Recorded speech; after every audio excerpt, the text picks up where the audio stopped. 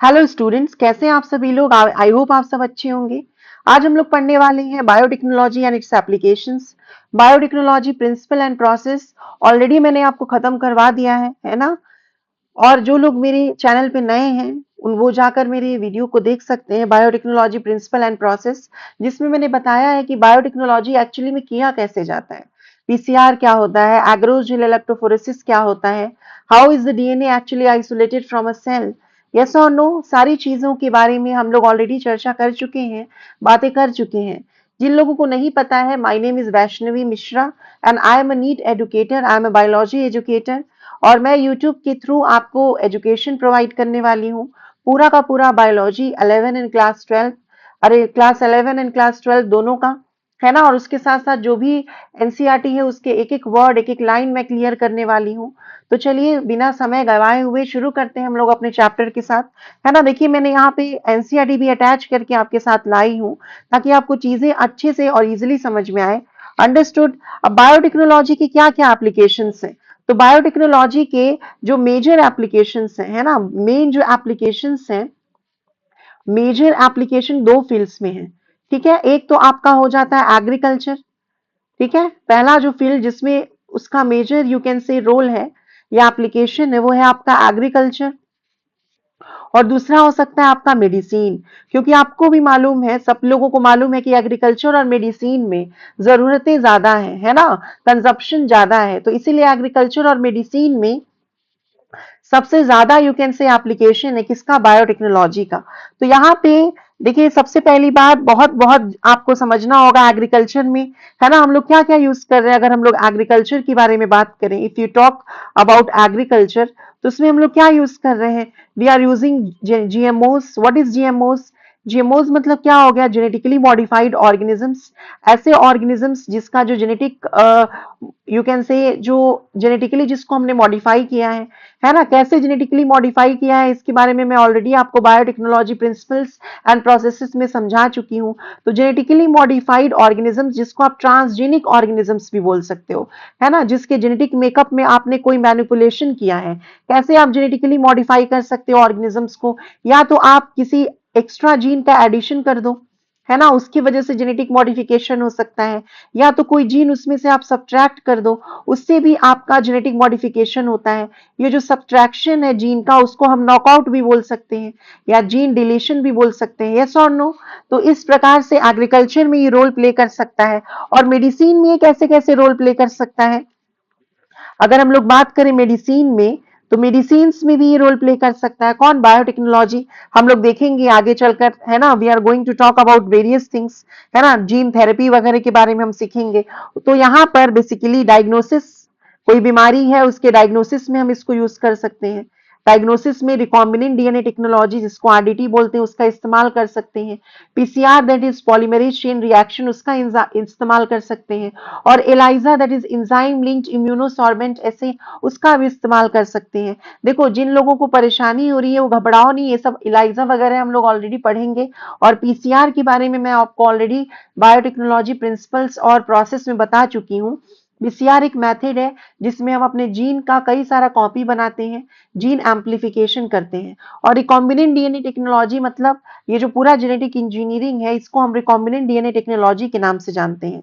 तो किसी भी बीमारी के डायग्नोसिस में पता लगाने के लिए, जैसे कैंसर पेशेंट, एड्स पेशेंट, उसके लिए हम लोग पीसीआर वगैरह रन कर सकते हैं, यूज कर सकते हैं। अंडरस्टूड। उसके बाद से हम लोग जीन थेरेपी में, अंडरस्टूड, मेडिसिन में एक फील्ड आएगा आगे चलकर हम लोग पढ़ेंगे, जीन थेरेपी। उसमें भी हम लोग बेसिकली यूज कर रहे हैं बायोटेक्नोलॉजी का।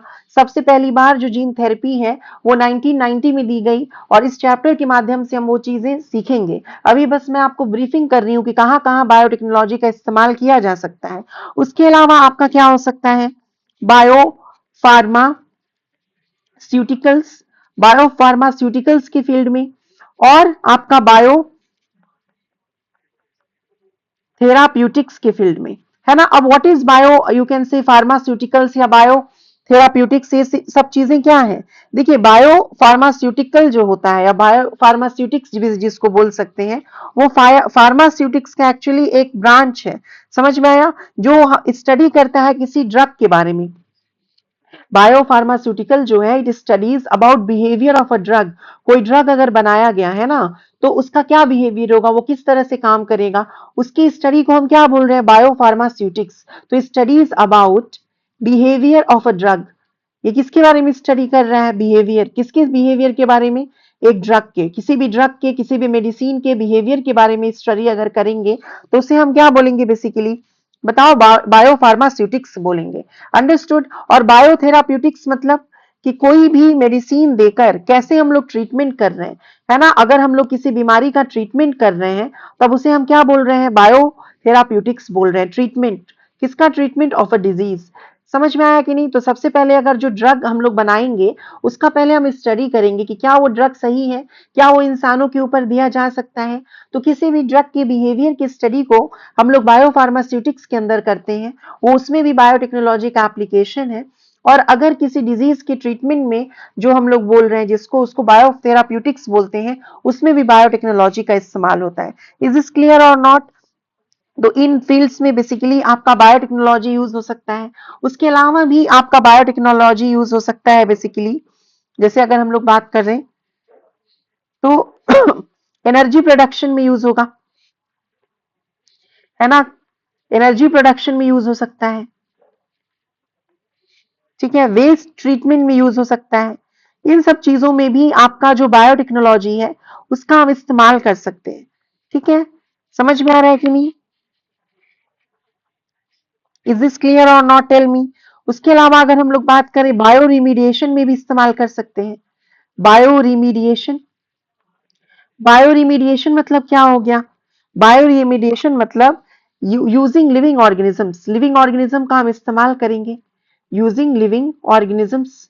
और लिविंग ऑर्गेनिज्म का इस्तेमाल करके हम क्या करने वाले हैं, बताओ, लिविंग ऑर्गेनिजम्स का इस्तेमाल करके हम क्या करने वाले हैं, है ना, बताओ, to prevent air pollution, to prevent pollution, है ना, पॉल्यूशन का को प्रिवेंट करने के लिए अगर हम किसी लिविंग ऑर्गेनिजम्स का इस्तेमाल करें तब उस प्रोसेस को हम क्या बोल रहे हैं, बायो रिमेडिएशन।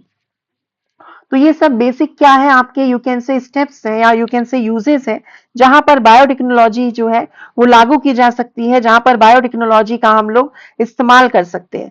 समझ में आया कि नहीं आया। उसके अलावा जो बायोटेक्नोलॉजी है it can be used to enhance food production, है ना, फूड प्रोडक्शन को इनहांस करने के लिए बायोटेक्नोलॉजी का आप इस्तेमाल कर सकते हो।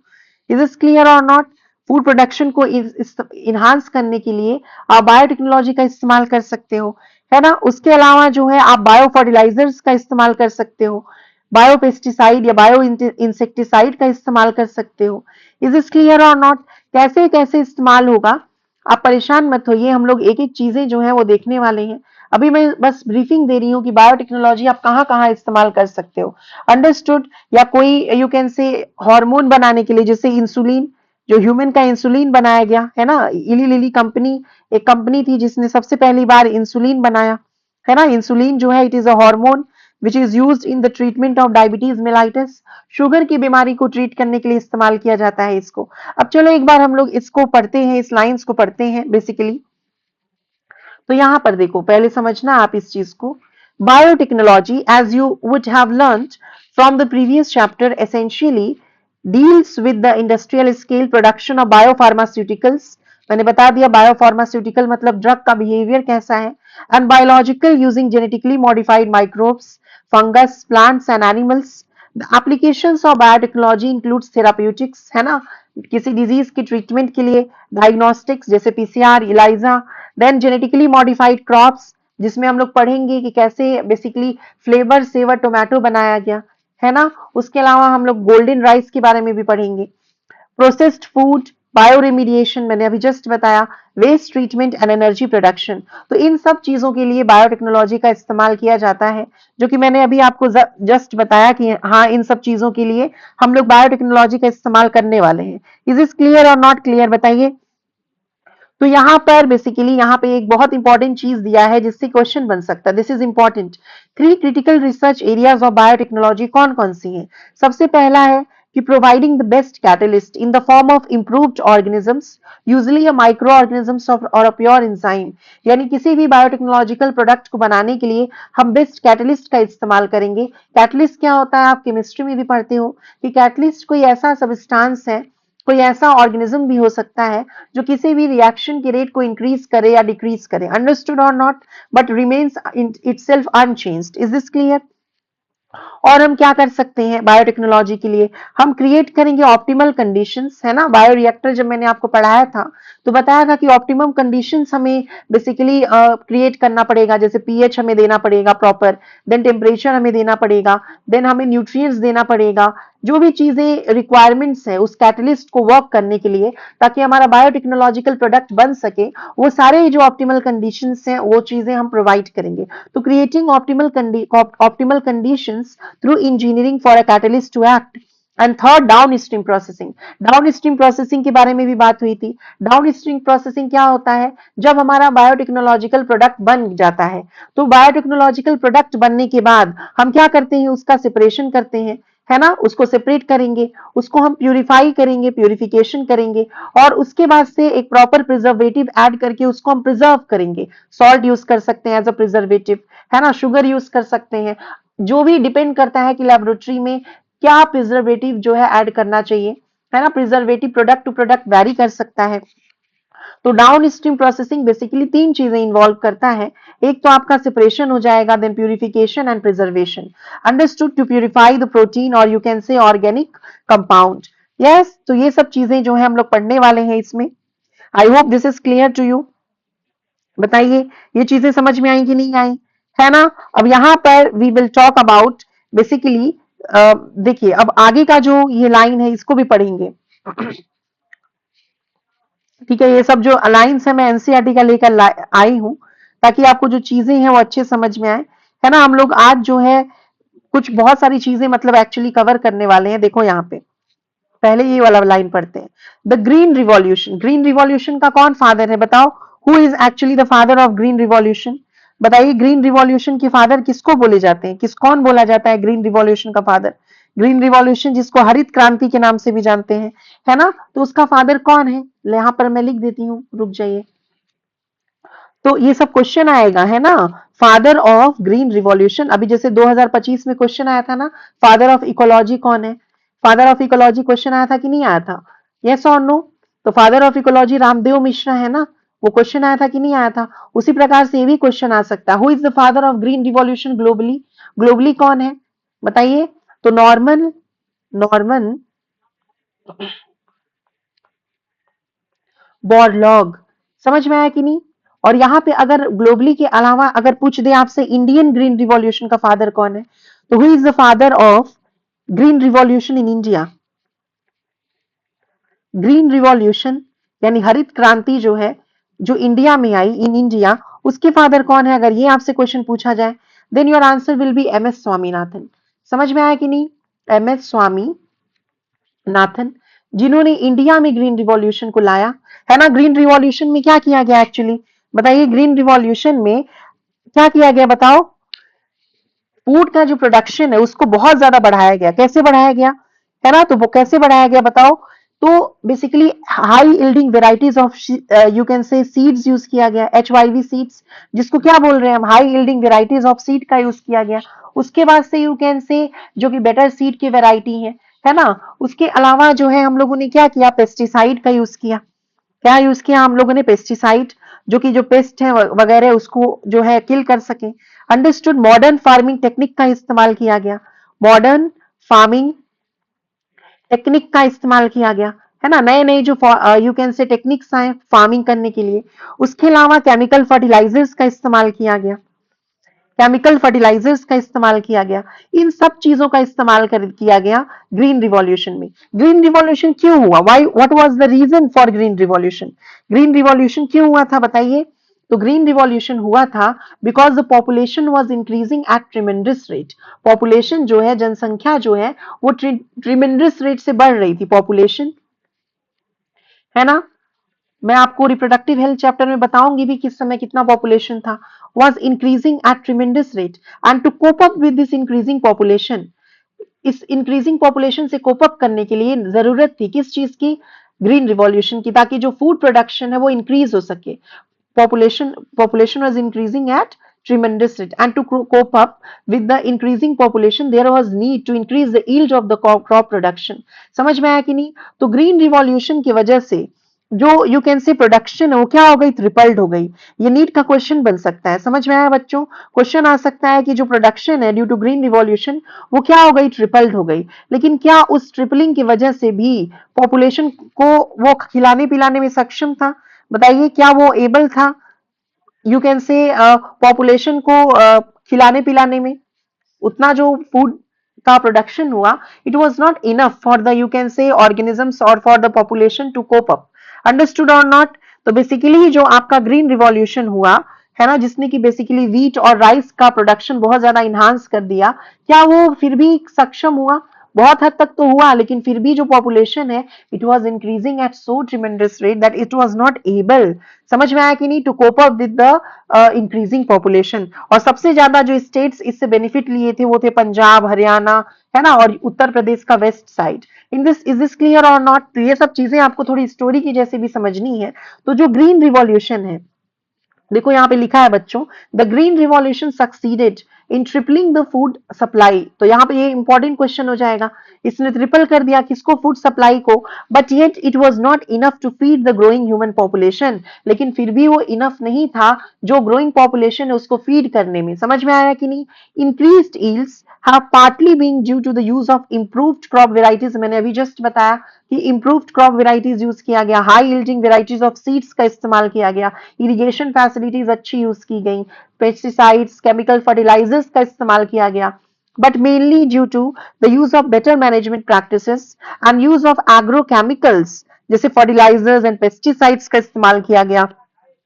However, for farmers in the developing world, agrochemicals are often too expensive। Obviously, India में भी अगर आप ले लेंगे तो जो केमिकल्स होते हैं, जो फर्टिलाइजर्स वगैरह होते हैं, वो हर एक किसान जो है वो अफोर्ड नहीं कर सकता। हर एक फार्मर जो है उसके पास इतने पैसे नहीं होते कि वो अफोर्ड कर सके। समझ में आया? And further increase in yield with existing varieties are not possible using convenient breeding. जो ट्रेडिशनल ब्रीडिंग थी उससे जो इंक्रीज नहीं हो पा रही थी क्या चीज? यील्ड। और ये जो एग्रोकेमिकल्स थे ये बहुत ज्यादा एक्सपेंसिव थे। समझ में आया कि नहीं ये बातें आपको? तो इसीलिए देखो यहाँ पे आगे लिखा है, as traditional breeding techniques failed to keep pace with demand. है ना, डिमांड बहुत ज्यादा थी लेकिन हमारे पास प्रोडक्शन उतनी ज्यादा नहीं थी।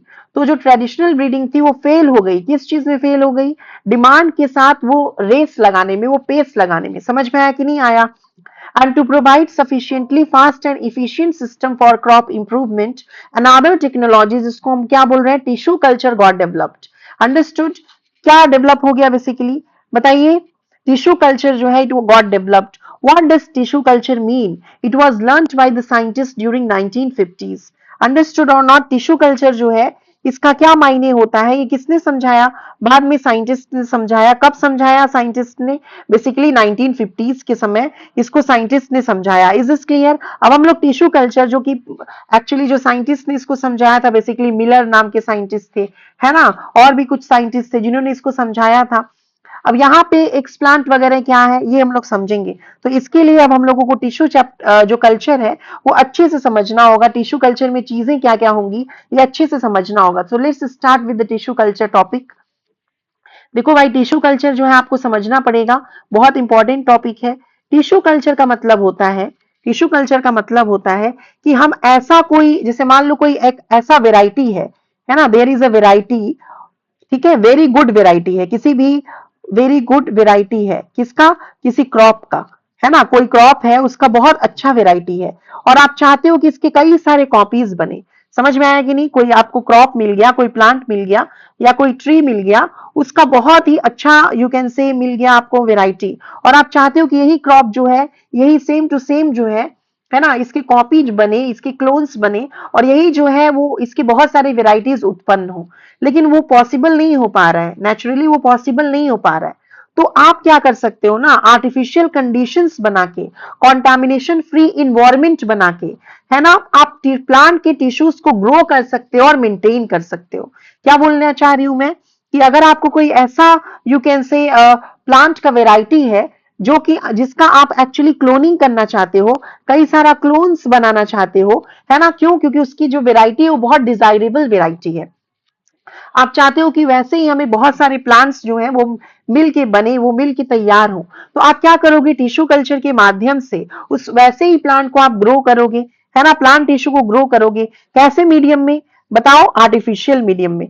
समझ में आया कि नहीं? और कैसे कंडीशंस में? एसेप्टेट कंडीशन में, एसेप्टिक कंडीशन में। Is this clear? What is the meaning of aseptic condition? ऐसा कंडीशन जो यू कैन से कॉन्टामिनेशन फ्री हो। Understood or not? What can be the definition of tissue culture? Tissue culture को आप क्या कैसे डिफाइन कर सकते हो? तो टिश्यू कल्चर जो है एक ऐसा टेक्निक है। देखो, मैं जान रही हूं कि मैं अभी फेस नहीं शो कर रही हूं, तो आपको थोड़ा सा मेरी सिर्फ आवाजें सुनाई दे रही हैं और जो मैं लिख रही हूँ वो दिखाई दे रही हैं। बट ठीक है, अभी आप उसी हिसाब से, मेरे पास जो अभी डिवाइस है मैं उसी हिसाब से पढ़ा पा रही हूँ, ठीक है? और आज मेरा थोड़ा सा जो ये है ना स्क्रीन, वो थोड़ा हैंग भी कर रहा है, आई डोंट नो व्हाई, है ना? इसीलिए मुझे थोड़ा लिखने में दिक्कत हो रही है। तो टिश्यू कल्चर क्या है? It is a technique. ये एक टेक्नोलॉजी है। ये क्या है? It is a technology, technique या टेक्नोलॉजी। समझ में आया? इन विच सेल्स या टिश्यूज या ऑर्गन्स, ठीक है, आर ग्रोन आउटसाइड। आउटसाइड मतलब क्या हो गया यहाँ पे? Artificial medium. समझ में आया? आप खुद से उसको न्यूट्रिएंट्स वगैरह सब चीज प्रोवाइड करोगे, है ना? आर्टिफिशियल मीडियम, आर्टिफिशियल मीडियम, ठीक है, अंडर कंट्रोल्ड कंडीशंस, है ना? कंट्रोल कंडीशंस मतलब कि जो जो उसके लिए जरूरी है, जो ऑप्टिमम कंडीशंस है ना, वैसे कंडीशंस आप दोगे। और एसेप्टिक इन्वायरमेंट दोगे। एसेप्टिक इन्वायरमेंट या एसेप्टिक कंडीशन का मतलब क्या हो गया? एसेप्टिक कंडीशन का मतलब होता है बच्चों, कॉन्टैमिनेशन फ्री, है ना? जिसमें कोई भी माइक्रोबियल ग्रोथ नहीं हो, है ना? क्योंकि अगर भाई माइक्रोबियल ग्रोथ हो गई तो फिर क्या होगा? ये टिश्यू कल्चर फेल हो सकता है। तो कॉन्टैमिनेशन फ्री इन्वायरमेंट आपको बनाना पड़ेगा। यस और नो? टिश्यू कल्चर करने के लिए आपको कंटामिनेशन फ्री इन्वायरमेंट बनाना पड़ेगा। तो टिश्यू कल्चर क्या हुआ? एक ऐसा टेक्निक है जिसमें सेल्स, ऑर्गन्स, टिश्यूज, इसको हम लोग लैबोरेटरी में आर्टिफिशियल मीडियम में ग्रो करेंगे कंटामिनेशन फ्री इन्वायरमेंट बनाने के लिए। समझ में आया कि नहीं आया? और कैसे ऑर्गेनिजम्स बनाएंगे? कैसे ऑर्गेनिजम्स बनाएंगे? टू प्रिपेयर जेनेटिकली सिमिलर या यू कैन से एग्जैक्टली जो कॉपी हो या आइडेंटिकल ऑर्गेनिजम्स बनाने के लिए। To prepare genetically identical identical organisms. हम कैसे ऑर्गेनिजम्स बनाएंगे? बताइए। जेनेटिकली आइडेंटिकल ऑर्गेनिजम्स बनाएंगे। किसकी मदद से? टिश्यू कल्चर की मदद से। इज दिस क्लियर और नॉट? अब देखिए, अब कुछ चीजें हमें पढ़नी होगी, कुछ यू कैन से डिफिनेशन हमें जानने होंगे, कुछ चीजें हमें पता होना होगा। जैसे यहाँ पे एक वर्ड आया ना, एक्सप्लांट। आप देख रहे हो स्क्रीन पे लिखा हुआ है, एनसीईआरटी की लाइन है, एक्सप्लांट। तो एक्सप्लांट क्या होता है उसके बारे में हमें समझना होगा। एक्चुअली में क्या होता है ना, एक्सप्लांट कोई भी पार्ट हो सकता है प्लांट का। देखिए, एक्सप्लांट क्या हो सकता है? इट इज एनी पार्ट, ठीक है, ऑफ अ प्लांट। कोई भी पार्ट किसका? एक प्लांट का। That has the capability, capability मतलब कैलिबर, जिसके पास ये क्षमता हो। दैट हैज द कैपेबिलिटी, जिसके पास ये कैपेबिलिटी हो, to give rise, to give rise to all the plant parts. देखिए, एक्सप्लांट क्या होता है बच्चों? एक्सप्लांट जो है वो कोई भी पार्ट हो सकता है। किसका? प्लांट का, है ना? कोई भी पार्ट हो सकता है बेसिकली। ऐसा पार्ट जिसके पास ये एबिलिटी हो, जिसके पास ये क्षमता हो कि प्लांट के सारे पार्ट्स को बना सके, उसको हम क्या बोलेंगे? बेसिकली एक्सप्लांट बोलेंगे। समझ में आया कि नहीं आया? उसको हम क्या बोलेंगे? बेसिकली एक्सप्लांट बोलेंगे। यस और नो? इज दिस क्लियर और नॉट? एक्सप्लांट जो होता है इसके पास ये कैपेबिलिटी होती है कि वो कोई भी पार्ट बना सके। किसका? प्लांट का। Is this clear? पहले वो एक्सप्लांट क्या बनाएगा? एक्सप्लांट पहले क्या बनाएगा? अच्छा, ये वाला कलर नहीं नजर आ रहा है, ठीक है, रुको। एक्सप्लांट जो है पहले ही बनाएगा कैलस। एक्सप्लांट क्या बनाएगा? पहले कैलस बनाएगा। कैलस क्या होता है? ठीक है, एक्सप्लांट पहले बनाएगा कैलस और उसके बाद बनाएगा प्लांटलेट। और प्लांटलेट्स जो है वो फर्दर ग्रो कर जाएंगे किसमें? प्लांट्स में। अब मैंने यहाँ पे एक वर्ड लिख दिया है कैलस। कैलस क्या होता है? ये कैलस जो है ये आपका क्या होता है एक्चुअली में? कोई बच्चा अगर जानता है कैलस तो वो लिख सकता है किसमें? कमेंट बॉक्स में। कैलस ना एक्चुअली में बच्चों मास ऑफ अनडिफरेंशिएटेड सेल होता है। समझ में आया कि नहीं? मास ऑफ अनडिफरेंशिएटेड, ऐसा यू कैन से सेल जिसमें हमें अभी नहीं पता है कि कौन लीफ है कौन स्टेम है ना, उसको अनडिफरेंशिएटेड बोलते हैं। तो मास ऑफ अनडिफरेंशिएटेड सेल जो है उसको क्या बोल रहे हैं हम? कैलस। अनडिफरेंशिएटेड का मतलब कि उसमें अभी लीफ का फॉर्मेशन या फिर स्टेम का फॉर्मेशन नहीं हुआ है। अनडिफरेंशिएटेड का मतलब नो स्टेम और लीफ फॉर्मेशन, है ना, अभी इसमें कोई भी स्टेम या लीफ का फॉर्मेशन नहीं हुआ है। समझ में आया कि नहीं? तो एक्स प्लांट आपको समझ में आया? एक्स प्लांट के बारे में हम आगे भी अभी बात करेंगे। तो एक्स प्लांट क्या है एक्चुअली में? कोई भी ऐसा पार्ट किसका? प्लांट का, जैसे कि वो मेरिस्टेमेटिक टिश्यू हो सकता है ना, कोई बड हो सकता है। यस, तो इसमें हम क्या एग्जांपल ले सकते हैं? इसमें हम एग्जांपल ले सकते हैं जैसे मेरिस्टेम, है ना, एपिकल मेरिस्टम या फिर एक्सिलरी मेरिस्टम, या फिर यू कैन से पॉलन ग्रेन्स हो सकता है। पॉलन भी आपका एक्सप्लांट के जैसा एक्ट कर सकता है। बड जो है वो भी बच्चों एक्सप्लांट के जैसा एक्ट कर सकता है। तो ये सब जो है एक्सप्लांट है, जो हम लोग अभी आगे भी पढ़ेंगे। तो एक्सप्लांट क्या हो जाएगा? कोई भी पार्ट किसका? प्लांट का, जिसके पास ये कैपेबिलिटी हो, एबिलिटी हो कि वो पूरे प्लांट पार्ट्स का यू कैन से अराइज कर सके। तो पहले एक्सप्लांट जो है वो कैलस बनाएगा। कैलस क्या है? मास ऑफ अनडिफरेंशिएटेड सेल है। ऐसे सेल्स बनेंगे, सेल का लोथड़ा बनेगा, है ना, जिसमें डिफरेंशिएशन नहीं हुआ है, जिसमें अभी हमें ये नहीं पता है कि कौन सा पार्ट जो है वो आपका बेसिकली लीफ बनेगा या फिर शूट बनेगा या फिर रूट बनेगा, वो हमें नहीं पता है। उसी को हम क्या बोल रहे हैं बेसिकली? बताओ क्या बोल रहे हैं? कैलस बोल रहे हैं। तो कैलस से फिर क्या बनेगा? प्लांटलेट, और प्लांटलेट से फिर क्या बन जाएगा? कंप्लीट प्लांट जो हमारा बन जाएगा। समझ में आया? छोटा सा प्लांट है प्लांटलेट, और फिर एडल्ट प्लांट बन जाएगा। इज दिस क्लियर और नॉट? उसके बाद से कुछ और टर्मिनोलॉजीज हमें सीखनी होगी। जैसे एक चीज होती है जो मैंने आपको रिप्रोडक्शन चैप्टर में बताया था, टोटीपोटेंस। टोटीपोटेंट सेल्स, है ना। टोटीपोटेंट सेल जो होते हैं वो क्या होते हैं? ये ऐसे सेल्स होते हैं, जैसे ह्यूमंस के केस में मैंने आपको पढ़ाया था ना, जाइगोट जो है वो टोटीपोटेंट सेल है, या मॉर्यूला स्टेज के सारे सेल्स जो है वो टोटीपोटेंट सेल है। तो मैंने जब रिप्रोडक्शन के लेक्चर्स आपके लिए अपलोड किए थे उसमें मैंने ये सब चीजों का जिक्र किया था। यस और नो, इफ यू रिमेंबर। तो टोटीपोटेंट सेल क्या होते हैं? They are the cells that has the ability, है ना, that has the ability to form complete organisms। ऐसे सेल्स जिसके पास ये एबिलिटी है पूरा का पूरा ऑर्गेनिज्म बना देने की, उस वैसे सेल को हम क्या बोलेंगे? टोटीपोटेंट सेल बोलेंगे। वैसे सेल को हम क्या बोलेंगे? टोटीपोटेंट सेल बोलेंगे। जैसे कि आपको मैंने क्या बताया? प्लांट्स, ये यू कैन से एनिमल्स में कौन कौन से टोटीपोटेंट सेल है? बताओ, अभी जस्ट बताया, बताओ। एनिमल में कौन कौन से टोटीपोटेंट सेल है? मैंने अभी जस्ट बताया आपको ना, जाइगोट है। उसके अलावा कौन है? ब्लास्टो, ये जो होते हैं क्या बोलते हैं, मॉर्यूला स्टेज जो होता है ना, 8 to 16 सेल स्टेज, उसके सारे सेल्स जो है वो टोटीपोटेंट सेल हैं।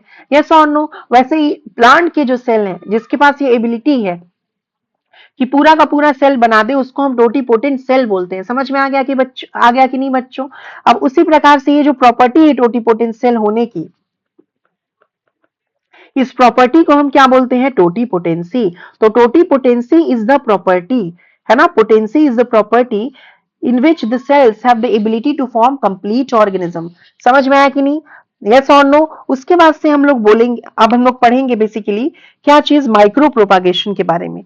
एक और चीज आती है that is known as micropropagation. ये टर्म भी हमें सीखना होगा, पता होना चाहिए कि what actually is micropropagation. Micropropagation क्या होता है? माइक्रो प्रोपागेशन एक ऐसा टेक्निक है ना, जिसमें हम थाउजेंड्स ऑफ यू कैन से क्लोन बना सकते हैं। समझ में आया? प्लांट के जो सेल्स हैं उसमें हम लोग large number of genetically identified plants बना सकते हैं एक्स प्लांट से, है ना। एक्स प्लांट है, ठीक है, ये एक्स प्लांट है जैसे मान लो। अब एक्स प्लांट से क्या बनेगा हमारा? कैलस। पहले क्या बनेगा एक्स प्लांट से? बताइए। कैलस बनेगा। कैलस से क्या बनेगा हमारा? बताओ। थाउजेंड्स ऑफ प्लांट्स बन सकता है ना। कैलस से क्या बन सकता है? थाउजेंड्स ऑफ प्लांट्स बन सकता है। और ये जितने भी प्लांट्स बने, थाउजेंड्स ऑफ जो भी प्लांट्स हमारा बन रहा है, दे प्लांट्स क्या है आपके? दे आर जेनेटिकली आइडेंटिकल कि नहीं? यस और no? They these all plants are genetically identical, है ना। ये क्या है? एक दूसरे के क्लोन है। Genetic makeup is same, genetically identical है। तो ऐसा प्रोसेस, और ये जो जेनेटिकली आइडेंटिकल यू कैन से प्लांट्स, उसको सोमा क्लोन्स बोलते हैं, ये माइटोसिस प्रोसेस से बनते हैं। तो माइक्रो प्रोपागेशन जो है एक ऐसा प्रोसीजर है, एक ऐसा टेक्निक है जिसमें हम लोग क्या कर रहे हैं, प्रोडक्शन कर रहे हैं। किस चीज का प्रोडक्शन कर रहे हैं बच्चों? We are producing, production of क्या, लार्ज नंबर में क्या प्रोड्यूस कर रहे हैं, of genetically, one second, we are doing production of large number of genetically identical plants। समझ में आया कि नहीं? Large number of genetically identical plants हम लोग प्रिपेयर कर रहे हैं। किससे प्रिपेयर कर रहे हैं बताओ? From x plant. किससे प्रिपेयर कर रहे हैं हम लोग? From x plant. और इसमें कौन सा टेक्निक यूज कर रहे हैं हम? We are using the technique of tissue culture. Yes और no? We are using the technique of tissue culture. तो टिश्यू कल्चर की टेक्निक को इस्तेमाल करके अगर हम लोग थाउजेंड्स ऑफ प्लांट्स बनाते हैं तो उस प्रोसीजर को हम क्या बोलते हैं बच्चों? माइक्रो प्रोपागेशन बोलते हैं। यस और नो? और जो आपके प्लांट्स डेवलप होंगे माइक्रो प्रोपागेशन से, उन प्लांट्स को क्या बोलेंगे हम? वो जेनेटिकली आइडेंटिकल है ना, तो उन प्लांट्स को हम क्या बोलेंगे बच्चों? उसको हम बोलेंगे सोमा क्लोन्स। समझ में आया कि नहीं? क्या बोलेंगे हम? Soma clones. So the plants that are developed, plants that are developed, है ना, बाय माइक्रो प्रोपागेशन से जो प्लांट्स डेवलप हुए, जो कि कैसे प्लांट हैं? जेनेटिकली आइडेंटिकल प्लांट्स हैं। प्रोपागेशन, समझ में आया? Are somaclones. उसे हम क्या बोलेंगे? सोमा क्लोन्स बोलेंगे। सोमा क्लोन्स कैसे बन रहे हैं? कौन से प्रोसेस से बन रहे हैं? माइटोसिस प्रोसेस से बन रहे हैं।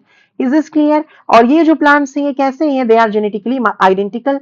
यस और no? They are clones. Clones क्या होते हैं? They are genetically identical. Is this clear और नॉट? समझ में आ रहा है कि नहीं आ रहा है? तो क्या क्या चीजें अभी आपने सीखी, फिर से हम लोग एक बार रिवीजन करते हैं। आपने पहले क्या क्या चीजें थोड़ी बहुत सीखी? सबसे पहले हम लोगों ने देखा, देखो टिश्यू कल्चर क्या है? एक ऐसा टेक्निक है जिसमें हम लोग सेल्स, टिश्यूज या ऑर्गन्स को हम आउटसाइड ग्रो करते हैं, आर्टिफिशियल मीडियम में ग्रो करते हैं, हॉर्मोन्स देंगे, है ना, डिजायरेबल टेम्परेचर, पीएच देंगे, कंट्रोल कंडीशंस यूज करेंगे, और कंटामिनेशन फ्री इन्वायरमेंट, जिसको हम एसेप्टिक इन्वायरमेंट कंडीशन जो है उसको प्रिपेयर करेंगे। क्या उसका उद्देश्य क्या है? What is the aim of that? तो मान लो आपका कोई प्लांट है, पपाया का प्लांट है, मान लो आप चाहते हो कि सेम टू सेम पपाया का प्लांट जो है आप ग्रो करो, लेकिन आपने बहुत कोशिश की नेचुरली उसको ग्रो करने की, लेकिन वो ग्रो नहीं हुआ, लेकिन आपको उसी पपाया का बहुत सारा क्लोन चाहिए, तो है ना, तो जो जेनेटिकली और आइडेंटिकल ऑर्गेनिजम्स हैं उसके क्लोन्स को बनाने के लिए, उसके सेम टू सेम कॉपी बनाने के लिए हम लोग टिश्यू कल्चर का इस्तेमाल करते हैं, ताकि उसका जो यू कैन से जेनेटिक मेकअप है ना वो प्रिजर्व रह सके। तो हम यहाँ पे ये भी लिख सकते हैं कि they will help in preservation of, they will help in preservation, they helps in preservation of genetic makeup. जो जेनेटिक मेकअप है ऑर्गेनिज्म का, यस और नो, उसमें क्या हो जाएगा? प्रिजर्व हो जाएगा। सो ये जो टेक्निक है, why we are doing this technique? We are doing this technique in order to preserve the genetic makeup of the organism. Is this clear or not? So why we are actually doing the tissue culture? What is the main aim of doing the tissue culture? So we are doing the tissue culture in order to prepare genetically identical organisms. Is this clear? So that we can preserve the genetic makeup of the organism. अब इसमें कुछ terminology हम लोगों ने सीखी, है ना। आप लोगों को अगर मेरा लेक्चर स्लो लग रहा है तो आप लोग 1.5x पे देख लेना। इसमें एक टर्मिनोलॉजी है एक्स प्लांट, यानी प्लांट का कोई भी पार्ट जिससे हम लोग पूरा का पूरा प्लांट बना सकें उसको हम एक्स प्लांट बोलते हैं। ये एक्स प्लांट या तो मेरी स्टेम हो सकता है, एपिकल, और या एक्सिलरी मेरी स्टेम, या पॉलिन हो सकता है, या बड हो सकता है। समझ में आया? तो एक्स प्लांट से पहले कैलस बनेगा। कैलस क्या होता है? एक प्रकार की से सेल का लोथड़ा होता है। It is a mass of undifferentiated cell. ऐसे सेल्स होते हैं जिसमें अभी हमें ये नहीं पता है कि कौन सा जो सेल है वो स्टेम बनेगा या लीफ बनेगा, यानी उसमें भी डिफरेंशिएशन नहीं हुआ है, उसको कैलस बोलते हैं। बाद में जब हम optimum conditions, pH, nutrients, auxin, ये साइटोकाइनिन, ये हार्मोन्स देंगे, तो बाद में क्या हो जाएगा? आपका इस कैलस से प्लांटलेट्स बन जाएगा, और प्लांटलेट्स से फर्दर क्या बन जाएगा? प्लांट बन जाएगा। समझ में आया कि नहीं? उसके बाद से हम लोग टर्म देखते हैं टोटीपोटेंट सेल। ऐसे सेल्स जिसके पास ये एबिलिटी हो कि वो पूरे के पूरे ऑर्गेनिजम्स बना दे, उसको हम टोटीपोटेंट सेल बोलते हैं। और जो टोटीपोटेंट सेल बनाने की एबिलिटी होती है, प्रॉपर्टी होती है, उसको टोटीपोटेंसी बोलते हैं। उसके बाद एक और यू कैन से टर्मिनोलॉजी आता है माइक्रो प्रोपागेशन। माइक्रो प्रोपागेशन का मतलब हो गया कि हम लार्ज नंबर में, है ना, जेनेटिकली आइडेंटिकल प्लांट्स को बनाएंगे। किससे बनाएंगे? एक्स प्लांट से बनाएंगे। कौन सा कल्चर यूज करके? टिश्यू कल्चर यूज करके। तो एक्स प्लांट से पहले कैलस बना, कैलस से थाउजेंड्स ऑफ प्लांट्स बने। यहाँ पे प्लांट है बच्चों, मैंने स्पेलिंग गलती की है और मैं हमेशा कुछ न कुछ स्पेलिंग में लफड़ा जरूर करती हूँ, झोल जरूर करती हूँ, समझ में आया? बट उसके लिए माजरत, माफी, है ना। तो अगर आप थाउजेंड्स ऑफ प्लांट्स बना रहे हो, किससे बाबू? तो माइक्रो यू कैन से क्या बोल सकते हैं, एक्स प्लांट से। तो वो जो प्रोसेस है उसको माइक्रो प्रोपागेशन बोलते हैं। और जो जेनेटिकली आइडेंटिकल प्लांट्स बने उसको हम बोलते हैं सोमा क्लोन्स। और ये सोमा क्लोन्स कौन से प्रोसेस से बनेंगे? माइटोसिस प्रोसेस से बनेंगे। आई होप इतनी बातें समझ में आ गई होंगी आपको, यस और नो? इतनी बातें आपको समझ में आ गई होंगी। तो इसके लिए क्या क्या रिक्वायरमेंट्स होंगी, है ना? ये जो टिश्यू कल्चर हम लोग करेंगे बच्चों, उसके लिए क्या क्या रिक्वायरमेंट्स होंगी? What are the requirements? बताओ क्या क्या रिक्वायरमेंट्स होगी? कोई बच्चा मुझे कमेंट में लिख के बताए, है ना। देखते हैं किसको किसको आता है। अभी कुछ रिक्वायरमेंट्स तो मैंने आपको बता दी अभी जस्ट, कि क्या क्या रिक्वायरमेंट होगी। मैं 1 मिनट का वेट कर, अरे वैसे वेट क्या करूंगी मैं तो अभी लाइव क्लास नहीं ले रही हूँ, लेकिन फिर भी आप कमेंट में लिख के बताओ मुझे क्या कि बेसिकली क्या क्या रिक्वायरमेंट होगी, किस चीज के लिए? टिश्यू कल्चर के लिए, है ना। अभी मैंने आपको कुछ चीजें बताई हैं, तो क्या क्या रिक्वायरमेंट्स हो सकती हैं? एक तो न्यूट्रिएंट्स का रिक्वायरमेंट हो सकता है, न्यूट्रिएंट्स, जैसे कि अगर हम बात करें सुक्रोज, है ना, बाहर से हम लोग दे रहे हैं ये चीजें। उसके बाद से आप हार्मोन्स की रिक्वायरमेंट हो सकती है, जैसे कि अगर हम लोग बात करें ऑक्सिन, जो कि रूट एक्सिलरी रूट का डेवलपमेंट करवाता है।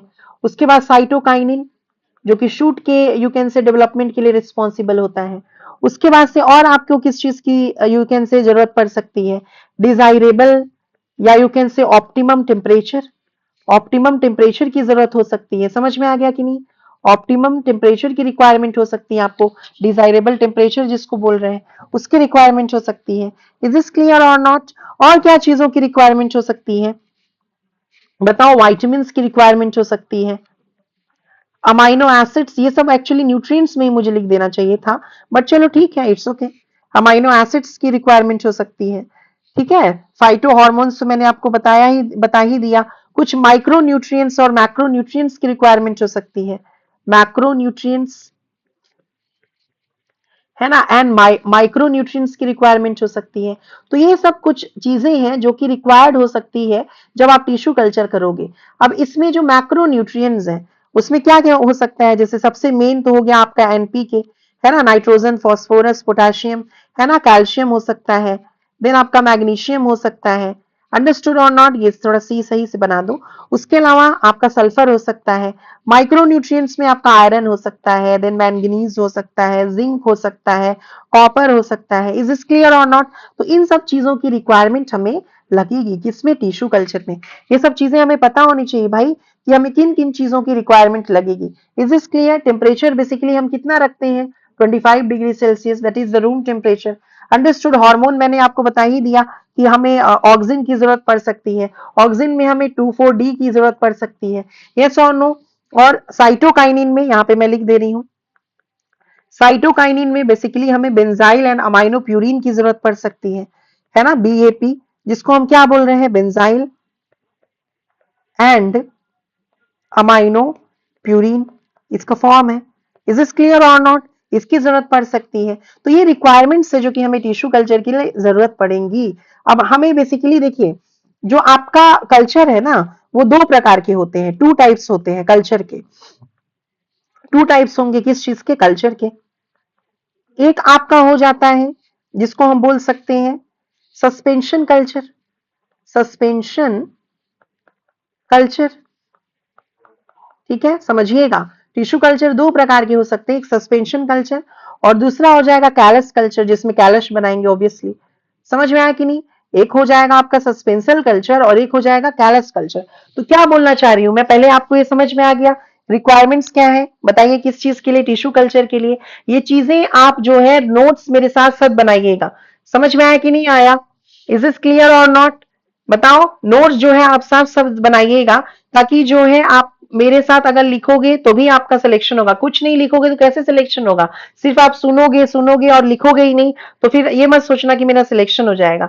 मैं आपको बहुत अच्छे से बहुत डिटेलिंग दे देकर सब चीजें बता रही हूँ, तो आई एम जस्ट होपिंग कि आप सब चीजें लिख भी रहे होगे मेरे साथ, है ना? जो भी अभी मैं आपको एनसीईआरटी रीड भी कराऊंगी, मैं बताऊंगी कि इसमें कौन सा बेस्ट क्वेश्चन है जो कि पूछा जा सकता है।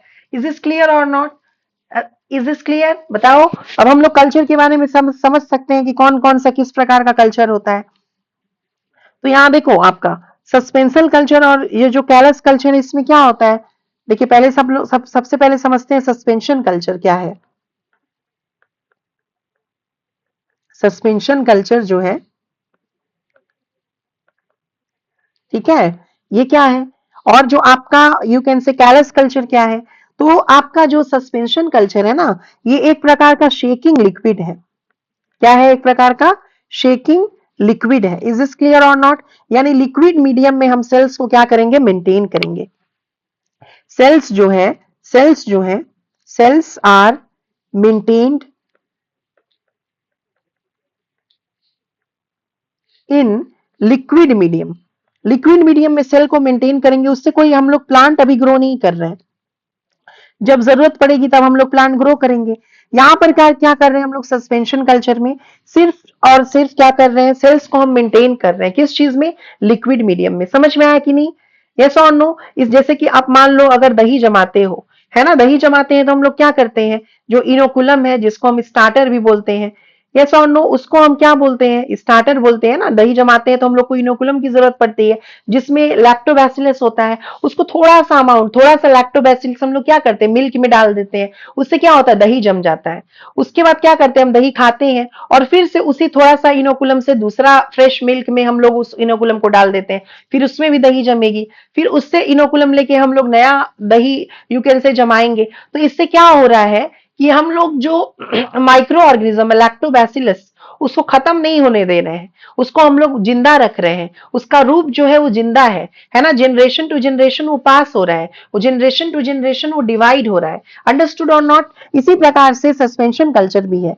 सस्पेंशन कल्चर में जो प्लांट टिश्यू कल्चर है, उसमें जो फ्री सेल्स हैं या सेल्स के जो एग्रीगेट्स हैं, they are grown in liquid medium, है ना, अंडर कंटिन्यूअस एजिटेशन। उसको कंटिन्यूअसली हम एजिटेट करते रहेंगे, हमेशा शेक वगैरह करके रखेंगे ताकि जो कल्चर है वो मेंटेन रहे, वो खत्म नहीं हो। तो क्या बोल सकती हूँ मैं? सस्पेंशन कल्चर के बारे में ही लिख रही हूं मैं कि इसमें जो फ्री सेल्स हैं, ये इसके बारे में, सस्पेंशन कल्चर के बारे में, ये जो फ्री सेल्स हैं, ठीक है, या सेल के एग्रीगेट भी हो सकते हैं, या सेल एग्रीगेट, ठीक है बच्चों, दे आर ग्रोन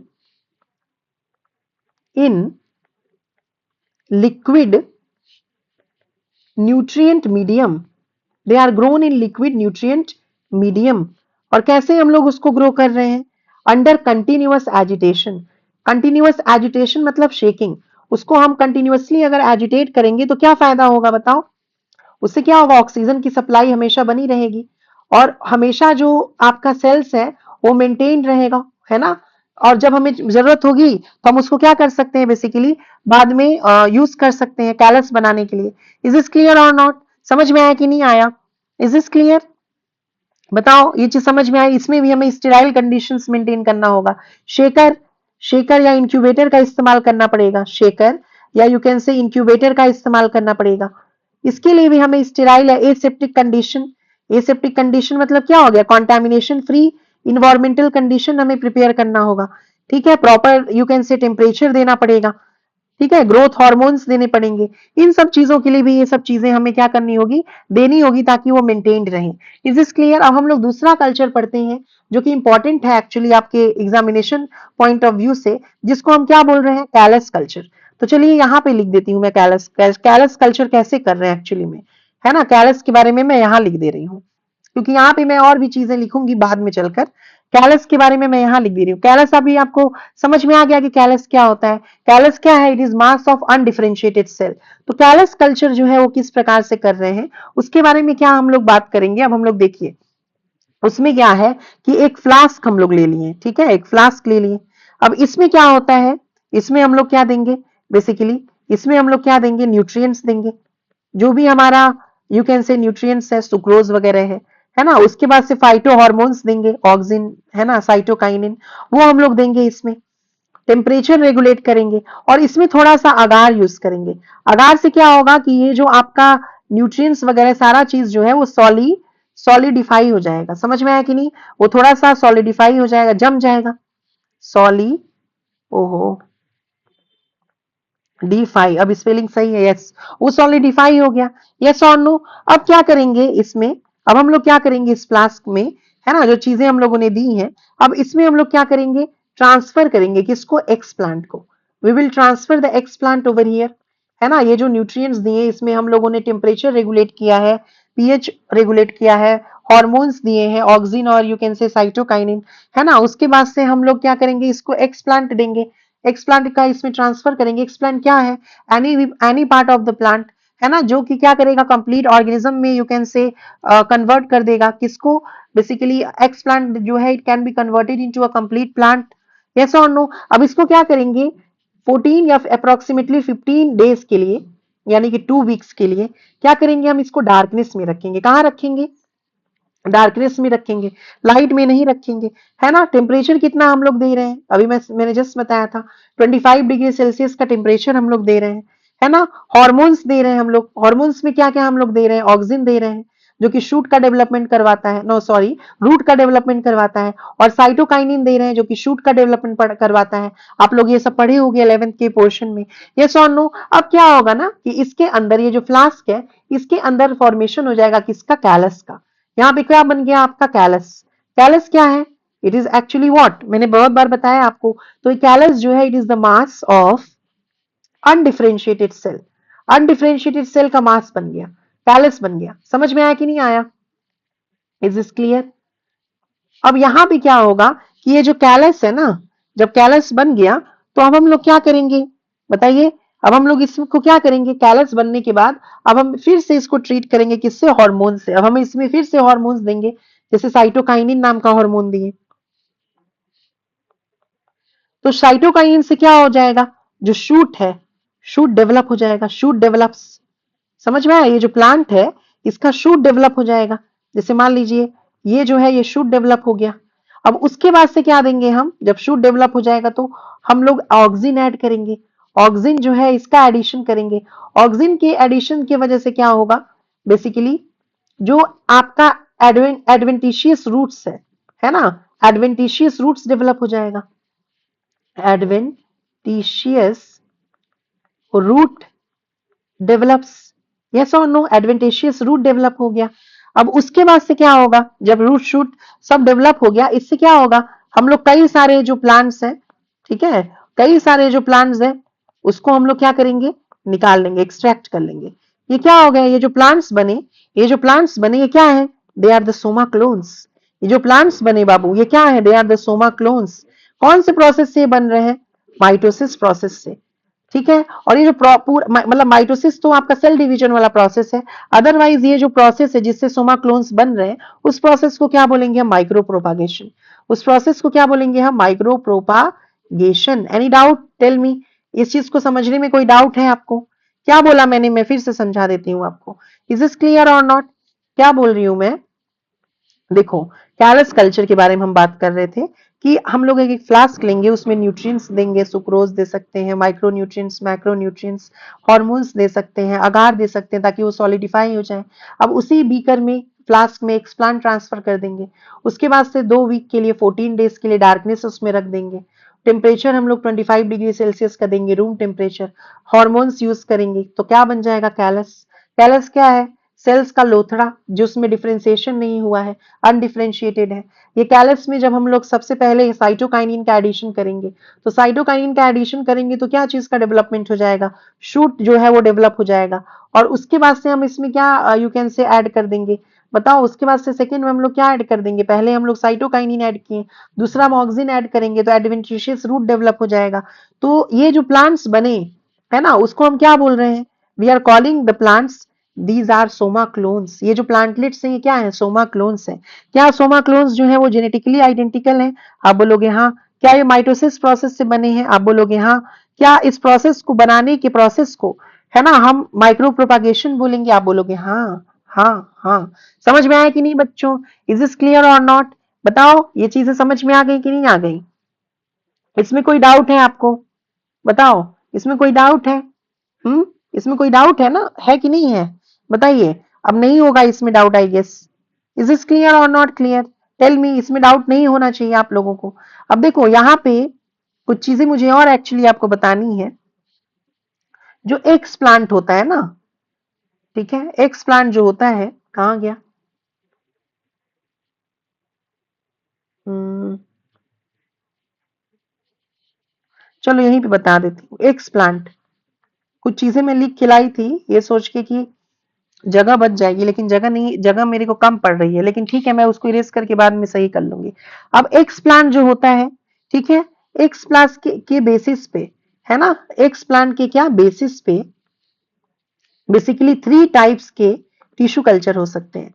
3 टाइप्स के क्या हो सकते हैं आपके? टिश्यू कल्चर हो सकते हैं। एक्स प्लांट क्या होता है? Any part of the plant that is caliber to give rise to complete plant. ठीक है, कौन कौन से यू कैन से कल्चर हो सकते हैं? एक हो सकते हैं आपके इम्ब्रायो कल्चर, इम्ब्रायो कल्चर हो सकता है, ठीक है, पहला। अब इम्ब्रायो कल्चर में क्या बोल रहे हैं बताइए? अगर हम लोग कल्चर करें किसका? इम्ब्रायो का। कल्चर करें किसका? इम्ब्रायो का, है ना। इम्ब्रायो भी तो यूज हो सकता है ना एज एक्सप्लांट।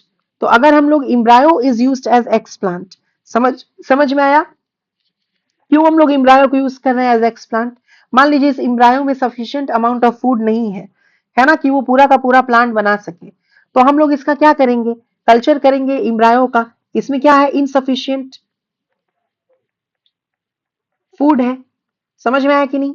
इनसफिशिएंट फूड है, तो इस इम्ब्रायो का क्या करेंगे? हम कल्चर करेंगे, ठीक है। तो इन लैबोरेटरी क्या होगा? लैब में क्या होगा? सबसे पहले कैलस बनेगा, है ना।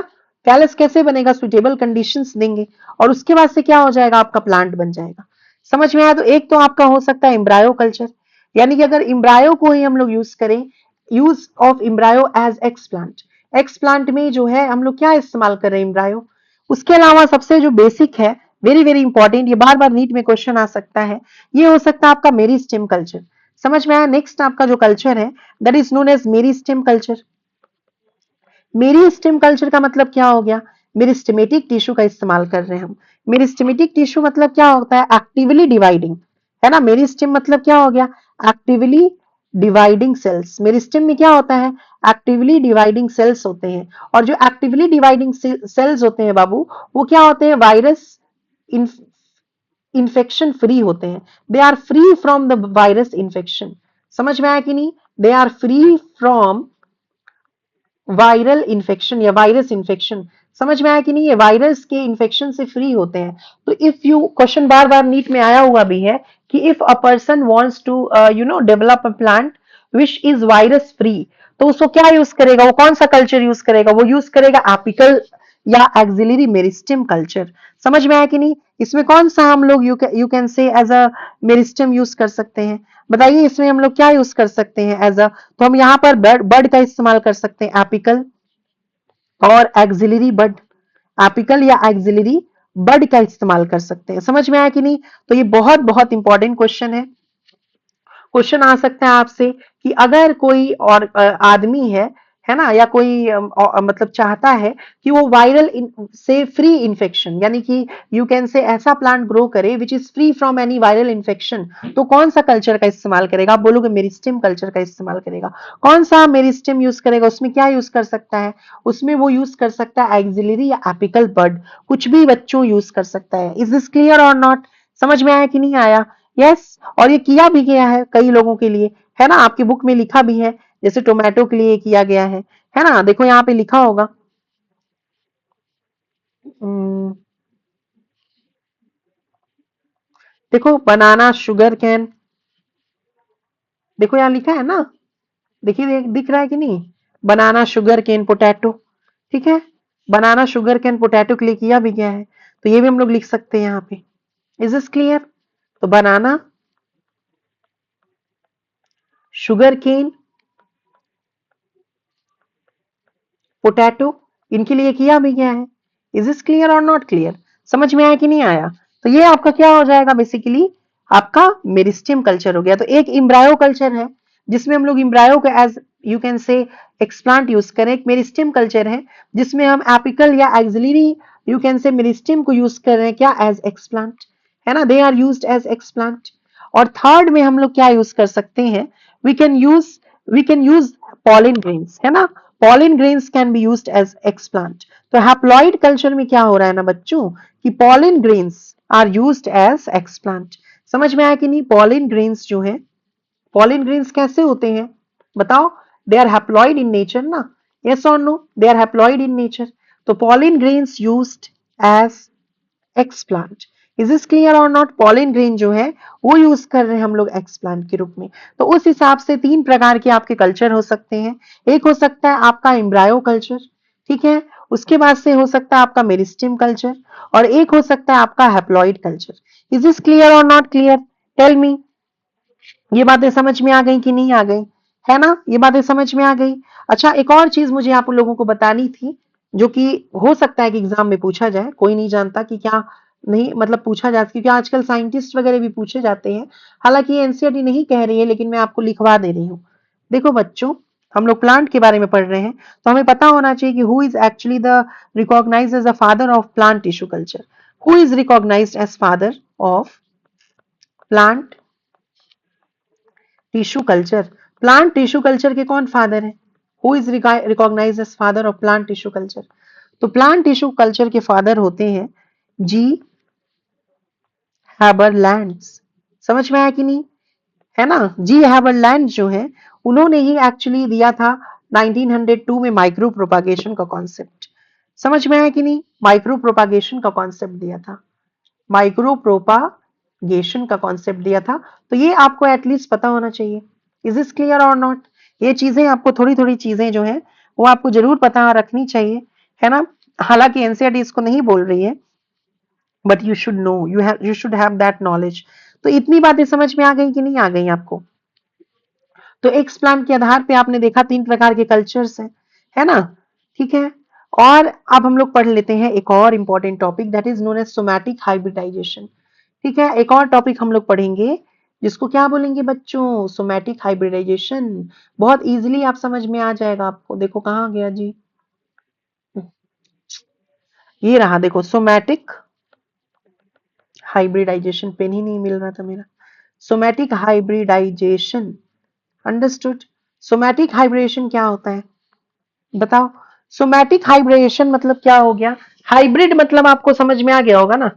हाइब्रिड मतलब क्या होता है कि भाई कोई दो नस्ल का जो चीज है उसको आपस में आप जोड़ दो तो क्या बन जाएगा, आपका हाइब्रिड बन जाएगा, है ना।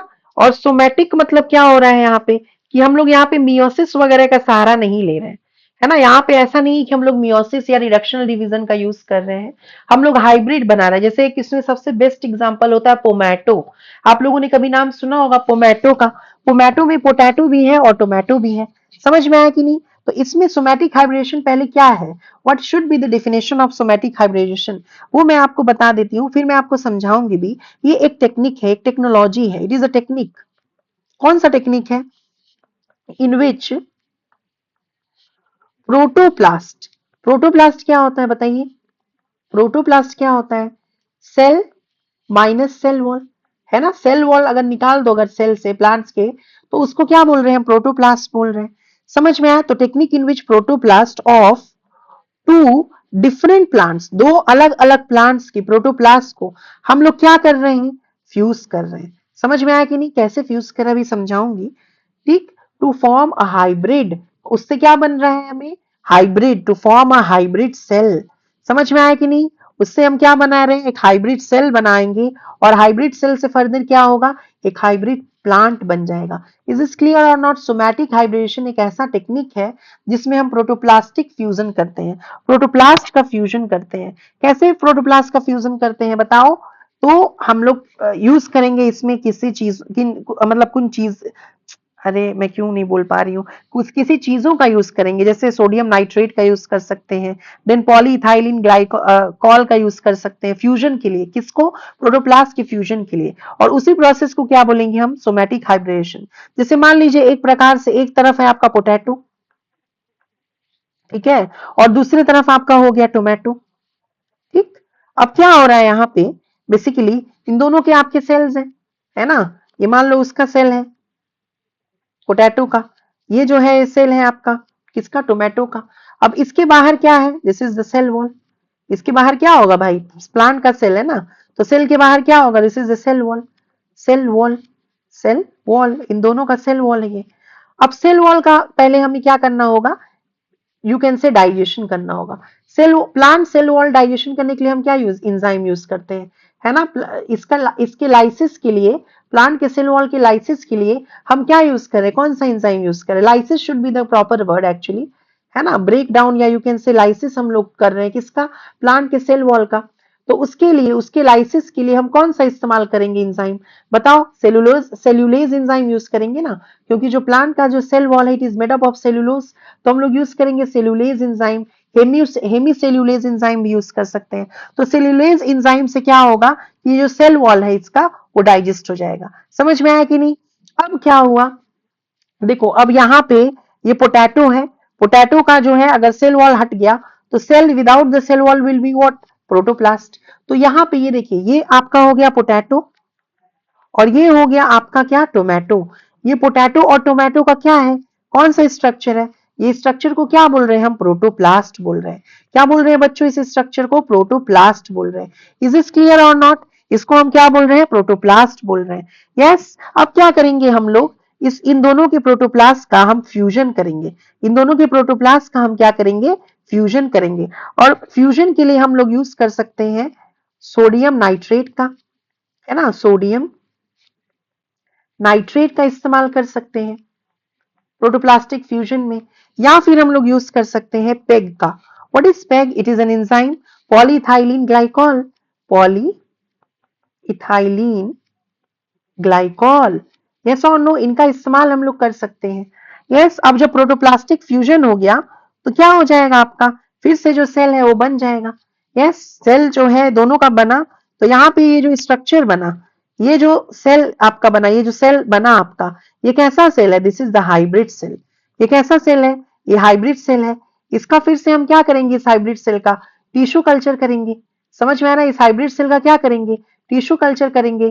टिश्यू कल्चर से क्या होगा, कैलस बनेगा, है ना। आप उसको हॉर्मोन्स दोगे, ऑक्सिन सॉरी साइटोकाइनिन, उसके बाद से आप टेम्परेचर दोगे, पीएच दोगे तो कैलस बनेगा, अनडिफरेंशिएटेड सेल बनेगा, और उसके बाद से प्लांट बनेगा। और ये जो प्लांट बनेगा, इस प्लांट को क्या बोलेंगे, सोमैटिक हाइब्रिड बोलेंगे। इसको हम सोमा क्लोन नहीं बोलेंगे। क्यों सोमा क्लोन नहीं बोलेंगे, क्योंकि यहाँ पे दो अलग अलग प्लांट को हम लोगों ने यूज किया है। और इसका जो बेस्ट एग्जांपल है that is known as pomato. Pomato जो है, पोमैटो में पीओ क्या है, पोटैटो, और मैटो कहां से आया, टोमेटो से। समझ में आया कि नहीं। तो यहाँ पे साइंटिस्ट ने ऐसा सोचा कि नीचे जो है वो आपके टोमेटो लगेंगे, नहीं टोमेटो कैसे लगेगा नीचे, सॉरी, नीचे क्या लगेगा आपका, potato. Potato is what, modified stem, और ऊपर क्या लग जाएगा, टोमेटो लग जाएगा। तो उससे जगह बच जाएगी और दो प्लांट जो है एक ही में ग्रो हो जाएगा। लेकिन इसके ड्रॉबैक्स थे, वो अलग है, वो नहीं समझने की जरूरत है। तो उसको क्या बोलते हैं हम, सोमैटिक हाइब्रिडेशन। सोमैटिक हाइब्रिडेशन का बेस्ट एग्जांपल क्या हो गया, पोमैटो। पोमैटो में पोटैटो कहाँ लग रहा है, नीचे, और टोमेटो ऊपर। सोमैटिक हाइब्रिडेशन कैसा टेक्निक है, एक ऐसा टेक्निक है जिसमें हम प्रोटोप्लास्ट का फ्यूजन करके सोमैटिक हाइब्रिड्स बनाएंगे। उसमें हम क्या करेंगे, पोटैटो का जैसे मान लीजिए सेल है और टोमेटो का सेल है, उसके सेल वॉल का पहले लाइसिस करेंगे, ब्रेक डाउन करेंगे, जिसके लिए हम लोग सेल्यूलेज एंजाइम इस्तेमाल करेंगे। उसके बाद cell without the cell wall is called protoplast. इस प्रोटोप्लास्ट को हम डिजायरेबल एंजाइम से फ्यूजन करवाएंगे, और उसके बाद से जो हाइब्रिड बनेगा इसका टिश्यू कल्चर करेंगे, इससे कैलस बनाएंगे। कैलस से जो प्लांट बनेगा उसको सोमैटिक हाइब्रिड बोलेंगे। They are not genetically identical. समझ में आया कि नहीं, यस और नो। और ये जो प्लांट का एग्जाम्पल है वो हाइब्रिड है, वो पोमैटो है। Is this clear. एग्जाम्पल कौन है उस सोमैटिक हाइब्रिडेशन का, पोमैटो, पोमैटो, पोमैटो, याद रखना। तो इतनी बातें समझ में आ गई कि नहीं, इज दिस क्लियर और नॉट क्लियर, टेल मी, बताओ। तो अगर क्वेश्चन आता है कि ऑब्टेन करने के लिए वायरस फ्री हेल्दी प्लांट, हम कौन सा प्लांट यूज करेंगे, कौन सा कल्चर यूज करेंगे, बताओ। हम लोग यूज करेंगे मेरिस्टेम कल्चर, या फिर आपको ऑप्शन में दे सकता है एपिकल और एक्सिलरी बड, ये भी ऑप्शन में आपको रह सकता है। इज दिस क्लियर और not.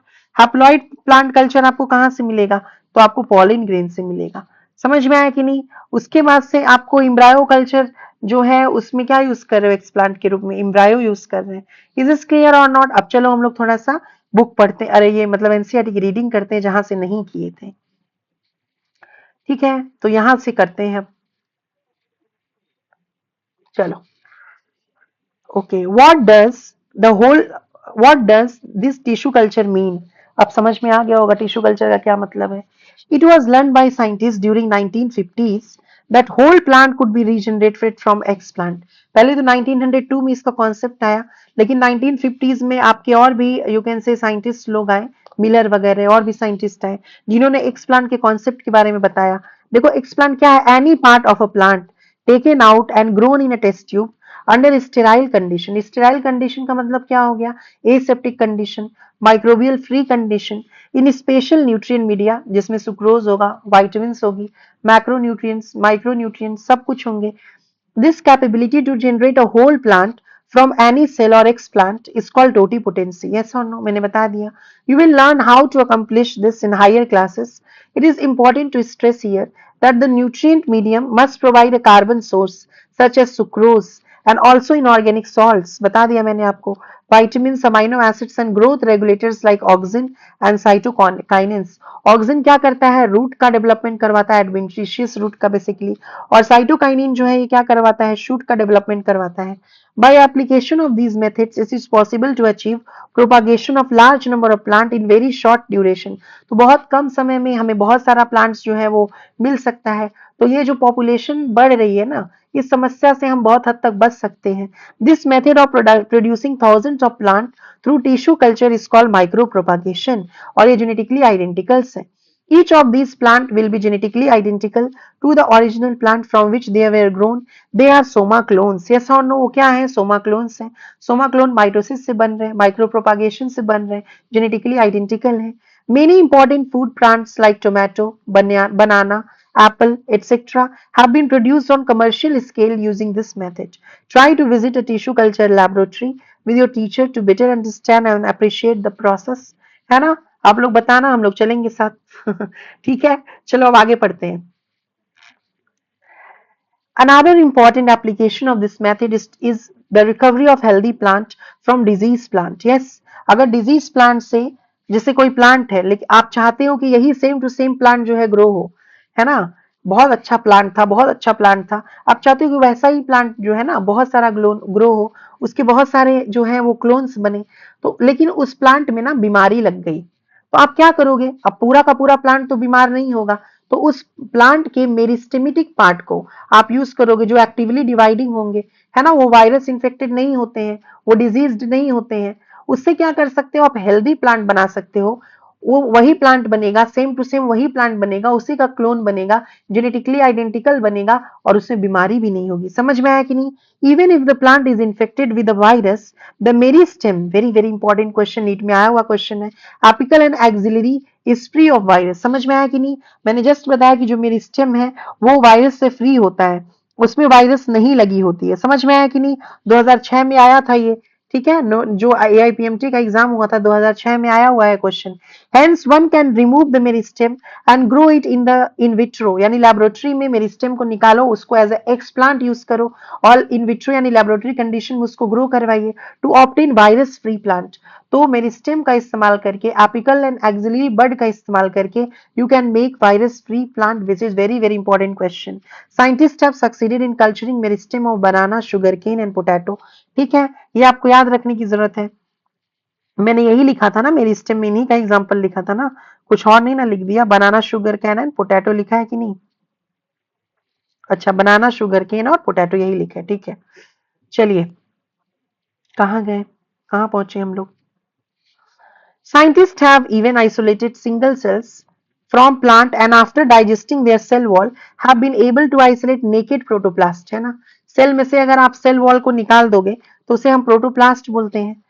Surrounded by plasma membrane, isolated protoplast from two different varieties of plant, each having a desirable character can be fused. कौन से enzymes फ्यूज करेंगे हम, क्या यूज करेंगे, पेग का इस्तेमाल कर सकते हैं, to get hybrid protoplast which can be further grown to form a new plant। पहले कैलस बनेगा, है ना, टिश्यू कल्चर करके, फिर उससे न्यू प्लांट बनेगा। These hybrids are somatic hybrids while the process is called somatic hybridization। Hybrid मतलब यहाँ पे एक नहीं है, दो लोग हैं, समझ में आया, दो प्लांट के वेराइटीज हैं। जैसे इसका बेस्ट एग्जांपल क्या है, पोमैटो, पोटैटो नीचे, टोमेटो ऊपर। Imagine a situation when a protoplast of tomato is fused with that of potato and then they are grown to form new hybrid plant combining tomato and potato characteristics. Well, this has been achieved resulting in formation of pomato। तो somatic hybridization का exam में आ सकता है pomato. Unfortunately, this plant did not have all the desired combination of characteristics for its commercial utilization। मैंने बताया था कि उसके कुछ ड्रॉबैक्स भी थे। समझ में आया कि नहीं आया? इज दिस क्लियर और नॉट? तो अभी जो जो मैंने चीजें बताई टिश्यू कल्चर तक की चीजें आपको समझ में आई होंगी। आई होप आपने मेरे साथ नोट्स लिखे होंगे। अब नेक्स्ट जो क्लास है उसमें हम लोग बीटी कॉटन के बारे में सीखेंगे और ये जो टॉपिक है इसके बारे में हम लोग सीखेंगे, है ना, जेनेटिकली मॉडिफाइड ऑर्गेनिज्म से क्या क्या यूज हुआ, कैसे बीटी कॉटन बना, है ना, बैक्टीरिया पढ़ेंगे, बैसिलस thuringiensis के बारे में पढ़ेंगे। बहुत इंपॉर्टेंट और अच्छे लेक्चर्स होने वाले हैं और आपको पता होना चाहिए कि बायोटेक्नोलॉजी का जो वेटेज है नीट में वो बहुत ज्यादा है। अभी 1-2 साल पहले ही 9 question were asked from biotechnology, 6 from principle and process and 3 from application. तो सोचो 90 क्वेश्चन में से अगर 9 क्वेश्चन जो है वो बायोटेक से ही आ रहे हैं तो क्लियर कट बात है 10 क्वेश्चन इसी चैप्टर से हैं। समझ में आ रहा है कि नहीं? तो प्लीज डू नॉट मिस, है ना, आप अटेंड करिए, एक एक लाइन एक एक वर्ड आपको एनसीईआरटी की समझ में आने वाली है। आज मेरी तबीयत थोड़ी सही नहीं है इसीलिए मेरी स्पीड थोड़ी धीरे धीरे में है, मैं थोड़ा धीरे धीरे बोल रही हूँ, ठीक है, लेकिन फिर भी मैंने हिम्मत करके आपके लिए लेक्चर्स अपलोड किए हैं। तो आप 1.5x में इसको देख लीजिएगा अगर आपको स्लो लग रही होगी तो। Thank you so much students for watching, meet you in the next class.